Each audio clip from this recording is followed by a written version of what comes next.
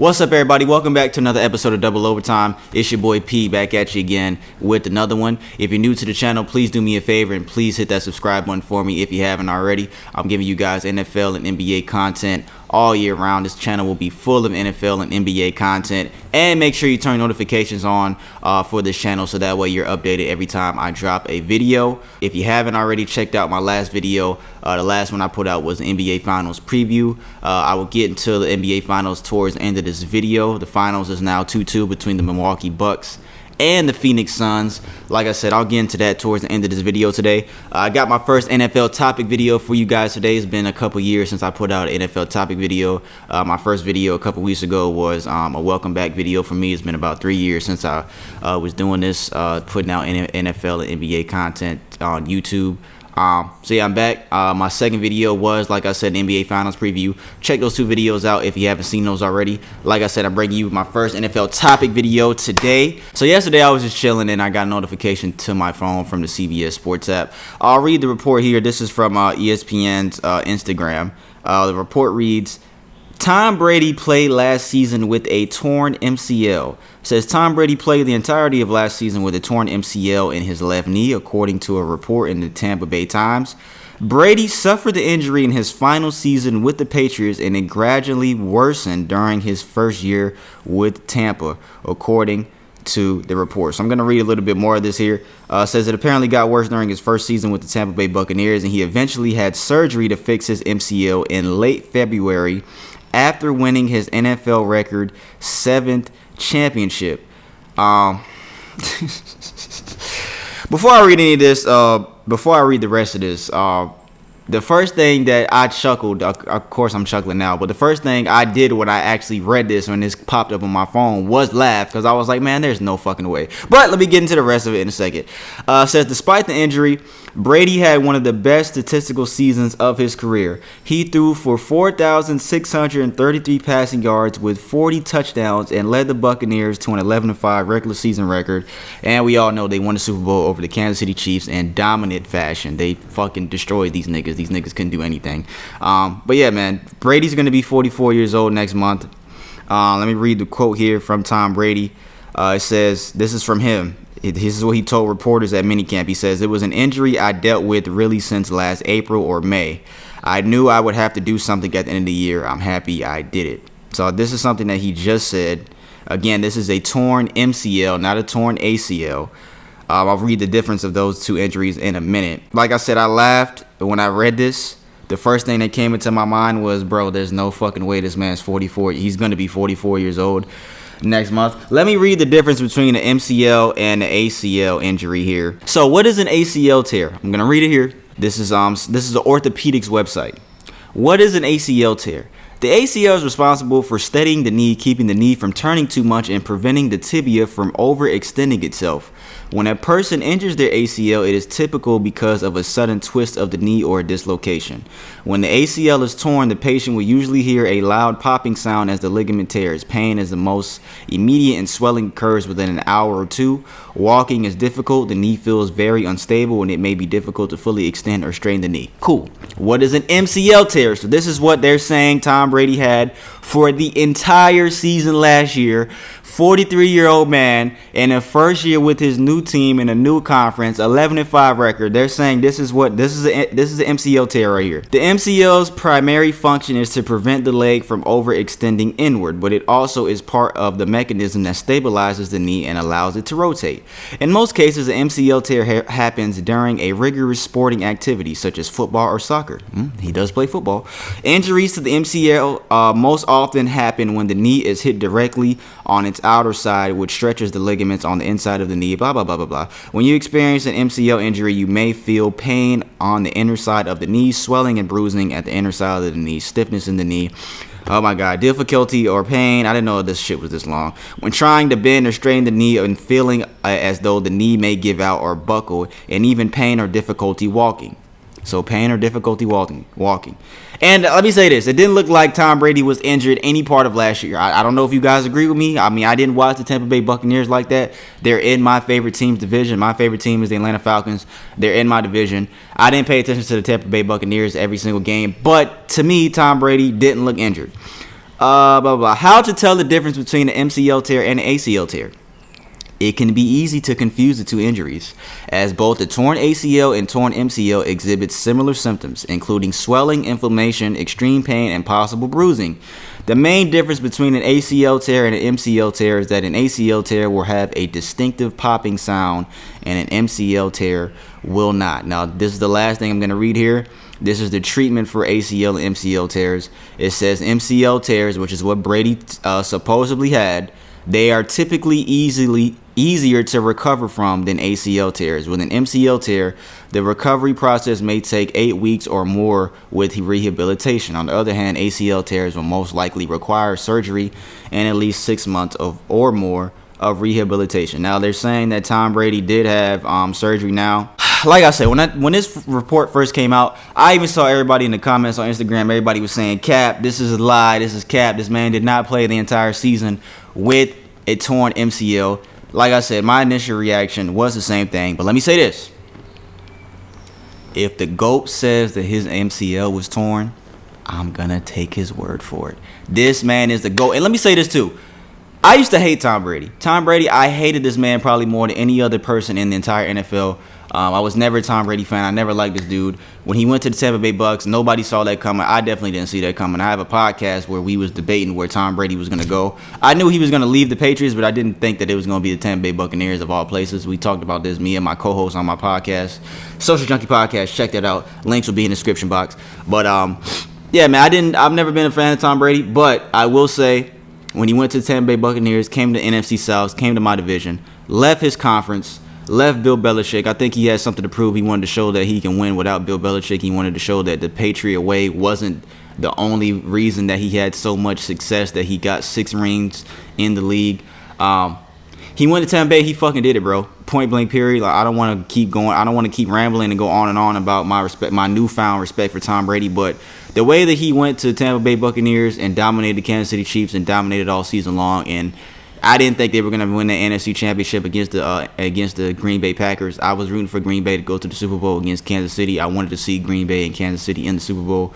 But just everything that he did, the way that he did it, bro, I had a totally newfound respect of Tom Brady.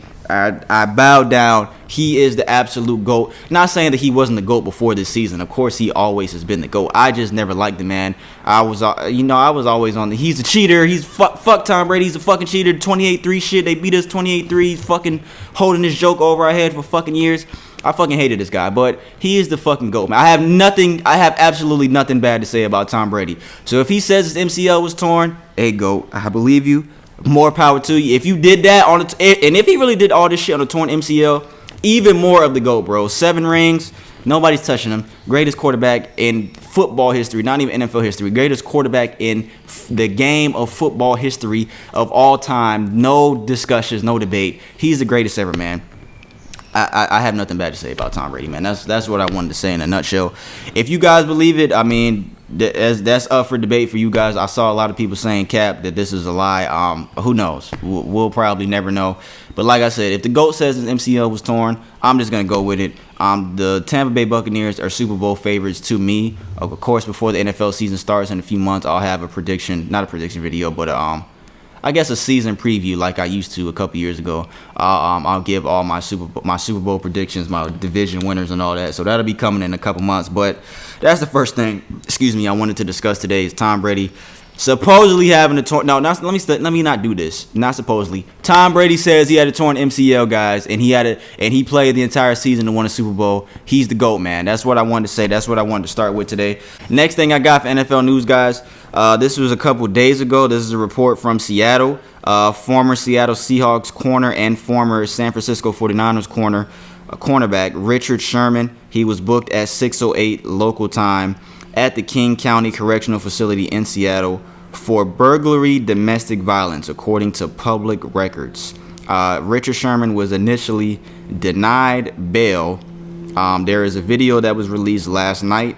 The video has now gone viral. I'll try to put the video in this video. I'm not going to put the sound behind it, but as you can see, Richard Sherman, he's trying to bust through the door at his father-in-law's house. I don't know if it was a situation. Supposedly it was a situation with his wife. I don't know how his father-in-law got involved, but he is outside his father-in-law's home trying to bust through the door, as you can see in the video. Like I said, he was initially denied bail. He was facing multiple charges after he was accused of trying to break into his in-laws' home. I'll read the report here.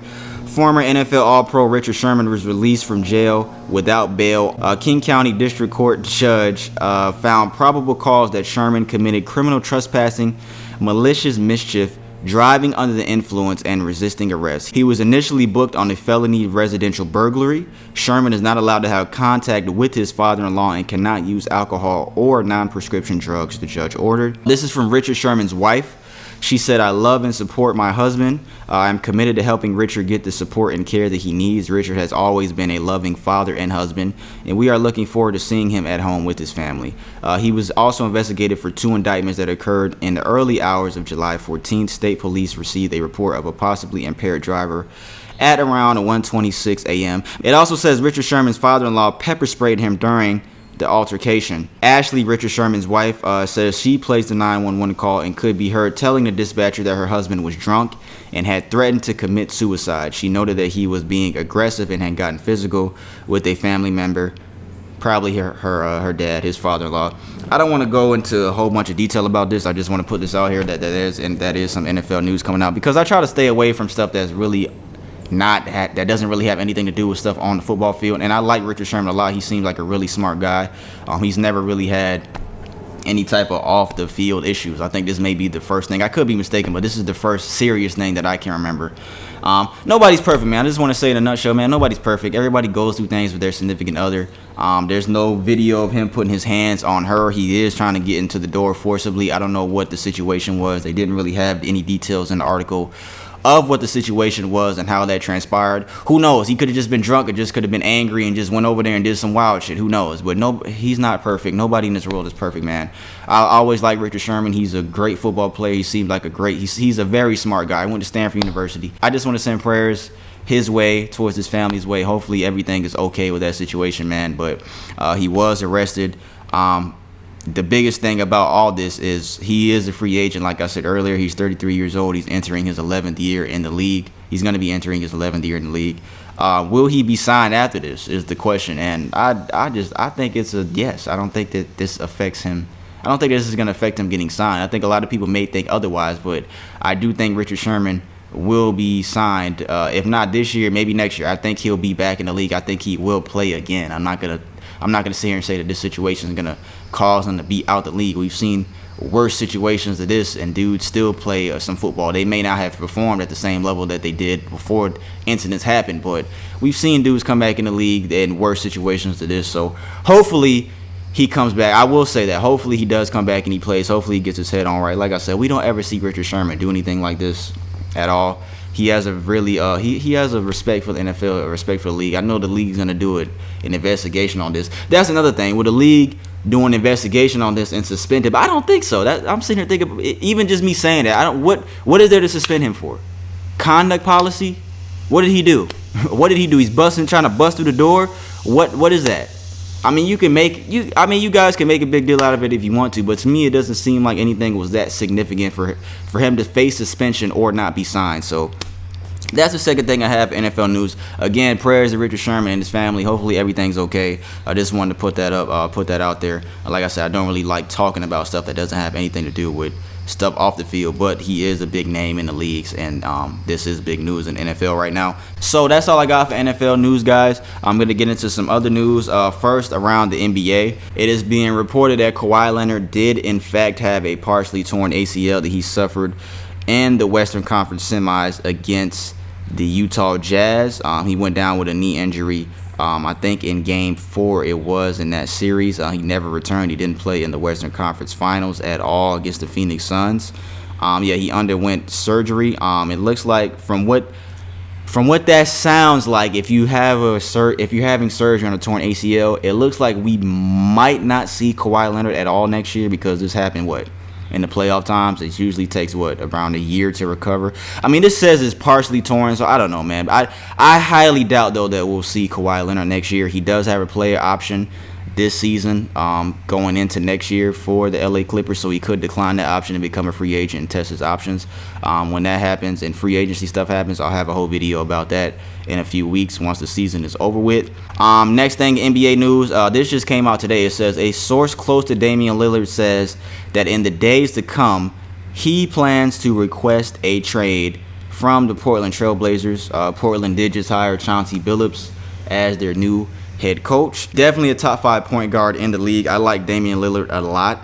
Of course, everybody wants him to go to LA and play with LeBron and AD. I think that everybody wants to see him go to LA and play with LeBron and AD. That would be cool. I mean, you got the super team over in Brooklyn. I mean, why not, man? As much as I don't want to see him go to LA, because it's just like LeBron has had how many All-Stars that he's played with now, and I love LeBron just like the next man does, but it's just like, goodness gracious, bro. Like Charles Barkley said it a long time ago, like, do you guys not want to compete? You guys just want, especially LeBron, like, you just want all the best players on your team. You just want everybody. Like, you just don't want to compete. He said that on Inside the NBA a few years ago. But if he goes to LA, cool, man. It'll be nice to see. It'll definitely be nice to see. I think they will definitely be the favorites if he does go to LA. I think they'll definitely be the favorites over Brooklyn, in my opinion. Dame is playing for Team USA. They're getting ready for the Olympics. They've been playing some exhibition games. I guess I'll talk about that real quick. They lost their first exhibition game to Nigeria 90-87, and then they went 0-2, losing to Australia in their second exhibition game. But then they bounced back and they won their third game. It's being reported that Bradley Beal, he won't play in the Olympics because it looks like he is in health and safety protocols. He might have caught the Rona. And Team USA's game today, I want to say it's today, it has been canceled versus Australia due to health and safety protocols. I think Jeremy Grant is under health and safety protocols as well. So it looks like Jeremy Grant and Bradley Beal are going to have to be replaced for the Olympic team. Am I worried about the Olympic team? No. I think they're actually going to be fine. I mean, it's good that I'll say it's better that they lost the exhibition games than the medal games going into the Olympics. I think they'll be fine. They don't really have a legit center on their roster. I looked at their roster because that was the big thing coming out when the roster was initially released. Like, these guys don't have a legit center. And the roster is not, I'm not going to say the roster is not that great, but the roster is an okay roster. It's definitely not one of the best. It's definitely one of the weakest U.S. Olympic rosters that we've had, but I think they'll be fine. I'm not going to say that I think they're going to win the gold medal, but I think they will be fine. I'm not going to say they're just going to lose the first game going into the Olympics. I'm not going to say that, but I think they'll be fine, man. These guys are some of the best basketball players in the world. They'll be fine. I'm not worried about them, even though they lost those 2 games. I think that it's good that they got a reality check and lost those 2 games, so now Greg Popovich can do his thing and they can adjust and see what they got to do. And hopefully, if they're replacing Bradley Beal and Jeremy Grant, Jeremy Grant especially, need to try to replace him for a legit center, maybe. But who is that? I don't know. Trae Young wanted to be a replacement. I think they're looking at Zion. I don't remember the other names, but I'm not worried about Team USA. I definitely think they'll be okay. The NBA 2K covers have been announced for NBA 2K22. Luka Doncic from the Dallas Mavericks, he is the main cover athlete. On the 75th anniversary edition, we have Dirk Nowitzki, Kareem Abdul-Jabbar, and Kevin Durant on the cover. And congratulations to Candace Parker on another alternate cover. She is the first WNBA player to grace the NBA 2K cover. So congratulations to Candace Parker on her accomplishment for doing that. I see everybody's mad at Luka getting on the cover. I don't know why. And I see people saying, "Oh, I don't want to make this a race thing, but come on, bro. Like, what are you guys talking about, bro?" Luka Doncic he's probably a top 5 player in the league right now, if not top 6 to 7 for sure. He is going to be here for a long time. He is a great player. I fuck with Luka. I really, really like that guy a lot. He can play the game of basketball. He dominates the floor every single night. He needs some help, though. He definitely needs some help over there in Dallas, guys. He needs some help. We'll see what Jason Kidd does. They just introduced Jason Kidd as the new head coach yesterday. But I'm not mad at this cover at all, man. I like the cover. There's nothing wrong with it. If you guys are hating, just stop hating, bro. There's no race thing about this. The guy dominated last year. He's going to be a future league MVP, most likely. Hopefully a finals MVP one day. And the last thing I have before I close out today, guys, the NBA Finals is now at 2-2 between the Phoenix Suns and the Milwaukee Bucks. I think Game 4 was the most important game of the series because it was 2-1 going Phoenix's way. Milwaukee had a lot of pressure on them. Were you going to let Phoenix go up 3-1, or were you going to tie it up at home 2-2 going back to Phoenix and be in a better position? Looking at the stat sheet here for Phoenix, man. And I actually bet on this game. I bet $200 on this game the other day, expecting a $530 payout in return. I don't watch games that I bet on, so I tried to stay away from watching this game as long as I could, but I did tune in the fourth quarter. Phoenix led game 4, the last game, a majority of the way, all the way down to the fourth quarter. But I was looking at the stat sheet, and even just still by looking at it now, Jay Crowder had 15 points, but I think that was basically made off of free throws. He was 6 for 7 from the free throw line. He was 3 from 10. Devin Booker had 42 points. The next best was Jay Crowder at 15, and he didn't have 15 until late in the game. Chris Paul didn't step up. 10 points, 4 rebounds, 7 assists. Had that late turnover that probably cost him the game. Giannis had a hell of a block on DeAndre Ayton on that alley-oop pass.